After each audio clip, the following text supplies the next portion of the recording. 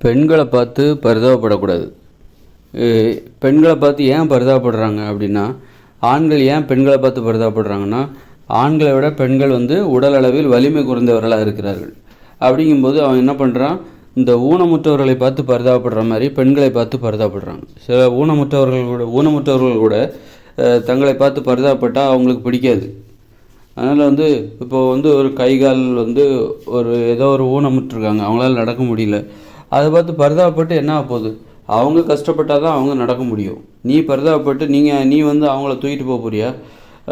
அது கிடையாதுல்ல. பரிதாபப்படுறதுல அர்த்தமே கிடையாது. அதனால் அவங்கவுங்க கஷ்டப்பட்டால் தான் அவங்கவுங்க பரிதாபம் அவங்கள நடக்க வைக்க போதா? அப்படி கிடையாது. அவங்கவுங்க போராடி அவங்கவுங்களே நடந்தால் தான் உண்டு.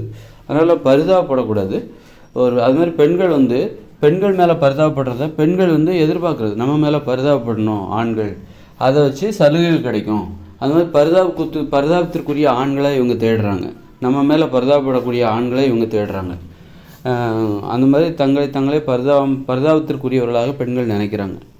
அந்த மாதிரி இப்போ பரிதாபப்பட்டுக்கிட்டு பெண்களுக்கு ஆண்கள் சலுகை கொடுக்கும்போது தான் பெண்கள் அடிமையாகிறாங்க. அந்த பரிதாப உணர்ச்சி அளவுக்கு அதிகமாக போயிடுது ஆண்களுக்கு. எப்படின்னா, நீ வேலைக்கு போகக்கூடாது, நீ வீட்டிலே தான் இருக்கணும், நீ வேலைக்கு போகக்கூடாது அப்படின்னா அது பரிதாபம் அளவுக்கு அதிகமாக போயிடுச்சுன்னு அர்த்தம். ஏன்னா பெண்கள் வேலைக்கு போகணுன்னா அவனுக்கு தாங்கலை. அப்போ என்ன பண்ணுறான், அந்த அளவுக்கு அதிகமான பரிதாப உணர்ச்சி தான் என்னவாக மாறுதுன்னா, நீ வேலைக்கு போகக்கூடாதுன்னு சொல்கிற உறுதியாக இருக்கான். நீ வேலைக்கு போனால் நான் ஒத்துக்கவே மாட்டேன். அந்த அளவுக்கு அது ஒரு ஆணின் பரிதாபத்திற்குரிய அந்த பரிதாபமான ஒரு அன்பு, பெண்ணின் மீதான பரிதாபத்தை அடிப்படையாக கொண்ட ஒரு அன்பு. அதனால் அதை எதிர்பார்க்குறது பெண்கள். அதுலேயே ஒரு அன்பு இருக்குது அப்படின்னு நினச்சிட்டு அந்த அன்புக்கு ஆசைப்படுறது. அது ஒரு மோசமான அன்பு. அது சுயமரியாதையே கிடையாது. அதில் பெண்களுக்கு ஒரு சுயமரியாதையே கிடையாது. ஏன்னா பரிதாபப்பட்டு தான் நீ உன்னை வேலைக்கு உனக்கு நீ வேலை செய்ய லாய்க்கு இல்லை, வேலை செய்கிற அளவுக்கு நீ ஒரு பொண்ணு, நீ வேலை செய்கிற லாய்க்கு இல்லை அப்படின்னு சொல்லிட்டு நீ வேலைக்கு போகக்கூடாது அப்படின்னு சொல்லிட்டு பரிதாபப்பட்டு அவன் வேலைக்கு போக தடை விதிக்கிறான். அதை எதிர்பார்க்குறது பெண்களும் அதுக்கு தகுந்த மாதிரியே, நான் வேலைக்கு போக மாட்டேன், நான் பொண்ணு, நான் பரிதாபத்திற்குரியவ, அதனால் நான் வேலைக்கு போக மாட்டேன், அதனால் என் மேலே பரிதாபம் காட்டுங்க, அதை எதிர்பார்க்குறது. அது மாதிரி இங்கே வாழ்க்கை நடைமுறை பண்ணி அது மாதிரிலாம் இல்லாமல் அப்போ பெண்களுக்கு சலுகை கொடுக்குறாங்களே. எதனால் சலுகை கொடுக்குறாங்கன்னா, நீ வேலைக்கு போகாத, நான் உனக்கு சம்பாதிச்சு போடுறேன், உனக்கு அதை வாங்கி போடுறேன். அந்த பரிதாபத்தில் என்ன பண்ணுறாரு, பரிதாபத்தோட உச்சிக்கு போய் இன்னும் பரிதாபம் எப்படி படலாம் அப்படின்னு சொல்லிட்டு பரிதாபப்பட்டு நகைகள்லாம் வாங்கி கொடுக்குறான். நகை வாங்கி கொடுக்குறான், அதை வாங்கி கொடுக்குறான். நீ வேலைக்கு போகாத, வீட்டிலே உனக்கு நான் நகை செஞ்சு போடுறேன். எல்லாம் பரிதாபத்துக்கு ஆசைப்பட்டு கடைசியில் அது மாதிரி பெண்களுக்கு ஒரு மரியாதையே இல்லாமல் ஒரு அடிமையாக தான் பெண்கள் மேலே பரிதாபப்பட்டு ஆண்களிடம் கிடைக்கிற சலுகைகளை பெண்கள் எதிர்பார்த்தாங்கன்னா பெண்கள் வேறு வழியே எல்லாம் அடிமையாயிட வேண்டிதான், அந்த சலுகைகளுக்கு அடிமையாயிட வேண்டிதான். அப்படி தான் அடிமையாயிட்டாங்க. இந்த ஆண்களிடமிருந்து கிடைக்கிற சலுகைகளுக்கு ஆசைப்பட்டு தன்னை பரிதாபத்திற்குரியவளாக அதாவது அடிமைகளாக தன்னை மாற்றிக்கொண்டார்கள் பெண்கள். அதனால் ஏன் பெண்களுக்கு ஆண்கள் சலுகை கொடுக்குறாங்கன்னா, அடிமைப்படுத்துறதுக்காக தான் சலுகை கொடுக்குறான். அதனால் சலுகைகள் எதிர்பார்க்கக்கூடாது. ஒரு சலுகை கொடுக்குறான், எதுக்கு காரணமே இல்லாமல் எனக்கு இவ்வளோ பணம் கொடுக்குற, எதுக்கு இந்த நகையை எனக்கு வாங்கி போட்ட, எதுக்கு இவ்வளோ பணம் எனக்கு கொடுக்குற அப்படின்னு சொல்லிட்டு பெண்களுக்கு கோபம் வரணும். அப்போ தான் அவனுக்கு பயம் இருக்கும். நீ என்ன சமமாக மதித்தாலே எனக்கு போதும், எனக்கு எதுக்கு இவ்வளோ 2 பவுனில் எதுக்கு நகை வாங்கி போடுற, எதுக்கு 10,000 ரூபாய்க்கு பட்டுப்புடவை எனக்கு வாங்கி கொடுத்த. ஏன்னா ஒரு குடும்பம்னு வரும்போது அதில் நியாயம் இருக்கணும், நேர்மை இருக்கணும். ஒரு பணத்தை பங்கிடுவதில், குடும்பத்திற்கு தேவையான பணத்தை சரிசமமாக பங்கிடுவதில் ஒரு நியாயம் என்பது இருக்கணும், நேர்மைங்கிறது இருக்கணும். ஒரு ஆண் 10,000 போட்டான்னா பெண்ணும் 10,000 போடணும். ஒரு குடும்பத்துக்கு 20,000 மாதம் தேவை அப்படின்னா ஒவ்வொரு மாதமும் பெண்ணும் 10,000 கொடுக்கணும், ஆணும் 10,000 கொடுக்கணும். இதுதான். இதில் ஆணிடமிருந்து பெண் வேலைக்கு போகாமல் ஆண் மட்டுமே நிறைய சம்பாதிச்சு கொடுக்குறான்னா அதை பெண்கள் ஏற்றுக்கிட்டாங்க அப்படின்னாக்கா அப்போது பெண்கள் அடிமையாயிடுவாங்க. பெண்களுக்கு சுயமரியாதை இல்லாமல் போயிடும். ஆக ஒரு நேர்மைன்னு இருக்குது. குடும்பம் எப்படி நடைபெறும், அது ஒரு நிறுவனம். அந்த நிறுவனத்தில் இப்படி தான் விதிமுறைகள் இருக்குது. அன்பளிப்புகள் 100 ரூபாய்க்கு ஒரு அன்பளிப்பு, நீ உன் மனைவிக்கு அன்பளிப்பு கொடுக்கக்கூடாதுன்னுலாம் கிடையாது, கொடுக்கலாம். அன்பளிப்புன்னா அது கொஞ்சம் விலையில தான் இருக்கணும். 100 ரூபாய் 200 ரூபா செலவழித்து நீ ஏதாவது ஒன்று வாங்கி கொடு, அவங்களும் உனக்கு 100 ரூபாய் 200 ரூபா செலவழித்து ஏதாவது ஒன்று வாங்கி தருவாங்க. இந்த 10,000 ரூபா 50,000 1 லட்சம்லாம் செலவு பண்ணி நகைகளையோ பட்டுப்புடைகளோ அதெல்லாம் வாங்கி நீ அன்பளிப்பாக கொடுத்தேன்னு வச்சுக்கேன், அந்த அன்பளிப்புக்கு நீ அப்புறம் பின்னாடி கணக்கு காட்டணும். அது வந்து கடன். அன்பளிப்புன்னா குறைந்த விலையில் கொடுக்கக்கூடியது அன்பளிப்பு. நிறைய விலையில் நீ வந்து அன்பளிப்பாக வாங்குறன்னா அது கடனாக மாறிவிடும், திருப்பி கொடுக்கணும். நிறைய விலையில் நீ நிறைய விலை கொடுத்து விலை மதிப்பில்லாத விலை அதிகமாக உள்ள அன்பளிப்புகளை நீ பெற்றால் அது கடனாக மாறிவிடும். அதனால் அது திருப்பி கொடுக்கணும் என்பதை தெரிந்து கொள்ளுங்கள். அதனால் 100 200 அது பெரிய, அது வந்து இப்போ ஒரு கணவன் மனைவி வந்து பிரிகிறாங்கன்னு வச்சுக்கோங்களேன், விவாகரத்து வாங்கி பிரிகிறாங்க அப்படின்னா, அப்போ என்ன பண்ணுவாங்க அப்படின்னா, கணவன் நான் உனக்கு செஞ்சு போட்ட நகையெல்லாம் எனக்கு திரும்ப கொடு அப்படின்னு கணவன் கேட்பான்.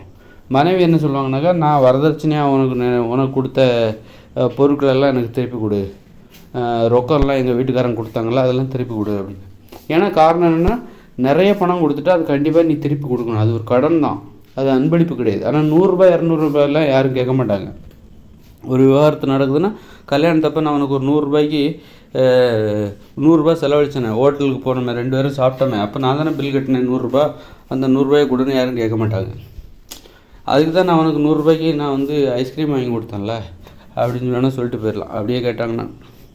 அதனால் வந்து சலுகைகளுக்கு எதிர்பார்க்கக்கூடாது. பெண்களுக்கு கோபம் வரணும். சலுகைகள் நிறைய அன்பளிப்பெல்லாம் கொடுத்தாக்கா, எதுக்கு நீ அன்பளிப்பு கொடுக்குற, உனக்கு என்ன அடிமையாக்க போறியா?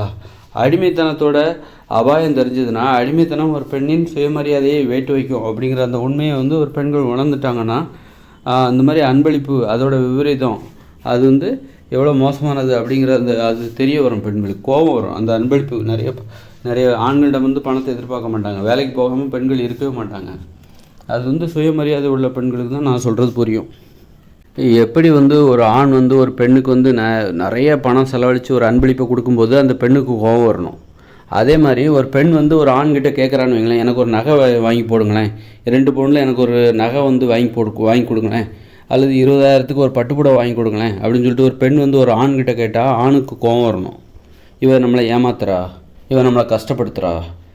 அது கஷ்டப்படுத்துகிறான்னா ஒரு இயல்பான கஷ்டத்தை அனுபவிக்கலாம். இவளுக்காக நகை செஞ்சு போட்டிருக்கா எவ்வளோ கஷ்டப்படணும், அந்த நகை இவன் கேட்குற நகைக்காக எவ்வளோ அவன் கஷ்டப்படணும். 2-3 மாதம் சம்பளத்தில் தான் அது. அப்போ 2-3 மாதம் இவளுக்கு நகை செஞ்சு போடுறதுக்காகவே இவனுடைய உழைப்பு எல்லாமே, 2-3 மாதம் அந்த உழைப்பு எல்லாமே இவளுடைய நகை செஞ்சு போடுறதுக்காக தான் இவன் உழைச்சிருக்கான். அந்த கம்பெனியில் போயிட்டு அவன் கம்பெனிலேயே அலுவலகத்துலேயே 2-3 மாதம் கஷ்டப்பட்டுருப்பான். 2-3 மாதம் கஷ்டப்பட்டால் தான் 3 பவுன் நகை 4 பவுன் நகை எல்லாத்தையும் வந்து அவளுக்கு போட முடியும். அப்படின்னா எவ்வளோ ஈஸியாக ஒரு 4 மாத உழைப்பை ஒரு அன்பளிப்புக்காகவே கேட்குறா அப்படின்னு சொல்லிட்டு ஒரு ஆணுக்கு கோபம் வரணும். உன்னுடைய அன்பை வெளிப்படுத்துறதுக்கு நகையோ இதெல்லாம் தேவையில்லை. அது எளிதாக வந்து பேச்சில் ஒரு நடைமுறை ஒரு உதவியாக இருக்கிறது, அக்கறையாக இருக்கிறது, பாசமாக பார்க்குறது, இந்த மாதிரி இதைத்தான் எதிர்பார்க்கணும். பேச்சில் தான் அன்பை வெளிப்படுத்தணும். பேச்சு, அப்புறம் வந்து ஒரு உதவியாக அக்கறையாக இருக்கிறது, உடல்நலனில் அக்கறையாக இருக்கிறது, அந்த மாதிரியான வழிகளில் தான் அன்பை வெளிப்படுத்த பார்க்கணும். பகிர்ந்து உண்ணுவது அந்த மாதிரி தான் வந்து ஒரு சுயமரியாதை அடிப்படையாக கொண்டதாக தான் இருக்கணும். இவங்க அன்பை வெளிப்படுத்துறதுக்கு பார்த்திங்கன்னா, நகை செஞ்சு போடு, அதை செஞ்சு போடு, பட்டு புடவை பெரிய காஸ்ட்லியான பொருட்களை எனக்கு வாங்கி கொடு அப்படின்னு சொல்லிட்டு நான் வீட்டிலே இருப்பேன், இந்த மாதிரி இதெல்லாம் இதுக்கு பேர் அன்பா? இதுக்கு பேர் அன்பே கிடையாது. இது வந்து ஏமாத்துகிற நடைமுறை. இது வந்து இதில் அன்பே கிடையாது. அதனால் அன்பே இல்லாத ஒரு வாழ்க்கை வாழ்வதாக இருந்தால் அதை நினச்சி ஒரு ஆண்கள் வந்து கோவப்படணும். அந்த மாதிரியான ஒரு வாழ்க்கை வாழ்வதற்கு எந்த பெண்களாவது நிர்பந்திக்கிறாங்க அப்படின்னா, அது போன்ற பெண்களிடமிருந்து ஆண்கள் விடுபட வேண்டும். கோவப்படணும், கோவம் வரணும். இவன் நம்மளை ஏமாத்தலான்னு பார்க்குறா, அதாவது இவ வந்து இவ்வளோ செலவழித்தாதான் இவ அன்புக்கு விலை வைக்கிறா, தனது அன்பை நிரூபிப்பதற்காக இவளுக்கு வந்து 3 பவுனில் நகை வாங்கி போடணும் அப்படின்னு சொல்லிட்டு இவ எதிர்பார்க்குறா. அவ்வளோ கஷ்டப்பட்டு தான் நான் என்னுடைய அன்பை நான் உனக்கு நிரூபிக்கணும் அப்படின்னா நீயே தேவையில்ல, போயிட்டு வா அப்படின்னு சொல்லிட்டு வழி அனுப்பி வச்சிடணும் என்பது தான் சரியான நடைமுறையாக இருக்கும். பெண்கள் வந்து ஆண்களுக்கு பரிச்சை வைக்கிறாங்க. அதாவது என்னென்னா, ஆண் தனது அன்பை நிரூபிக்கணும். நான் கேட்குறது நீ வாங்கி கொடுத்தா தான் உன்னுடைய அன்பு உண்மையானது. எனக்கு வந்து 2 பவுன்லாம் நகை வாங்கி போடு, அல்லது பட்டுப்புடவை வாங்கி கொடு, 10,000 செலவழித்து பட்டுப்புடவை வாங்கி கொடு, அப்போ இதுக்கெல்லாம் ஒத்துக்கிட்டால் தான் உன்னுடைய அன்பு உண்மை. அப்போ ஆண் என்ன பண்ணுறான், தன்னுடைய அன்பை நிரூபிப்பதற்காக அவளுக்கு நிறைய பவுனில் நகை செஞ்சு போடுகிறான், அல்லது பட்டுப்புடவை வாங்கி கொடுக்குறான். நீ வேலைக்கு போகாத, தன்னுடைய அன்பை நிரூபிக்கிறதுக்காக நீ வேலைக்கு போகாதங்கிறான். அப்போ வந்து இவன் வேலைக்கு போயிட்டான்னா அவன் அந்த கணவனுக்கு மனைவி மேலே அன்பு இல்லை, நம்மளை வேலைக்கு போக சொல்கிறான் இவன் அப்படின்னா நம்ம மேலே இவனுக்கு அன்பு இல்லை.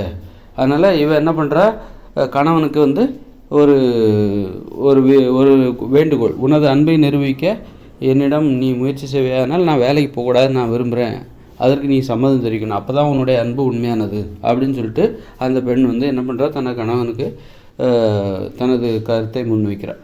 அப்போ ஆண் என்ன பண்ணுறான், தனது அன்பு உண்மையானது தான் அப்படின்னு நிரூபிக்கிறதுக்காக நீ வேலைக்கெலாம் போக வேண்டாம், வீட்டிலே இரு அப்படிங்கிறான். அப்போது இப்போவாது நம்புறியா, என்னுடைய அன்பு உண்மையானதுன்னு நீ இப்போவாது நம்புறியா, உன்னை நான் வீட்டிலே உட்கார வச்சேன் பார்த்தியா, என்னுடைய அன்பு உண்மையானதுன்னு இப்போவா நம்புறியா?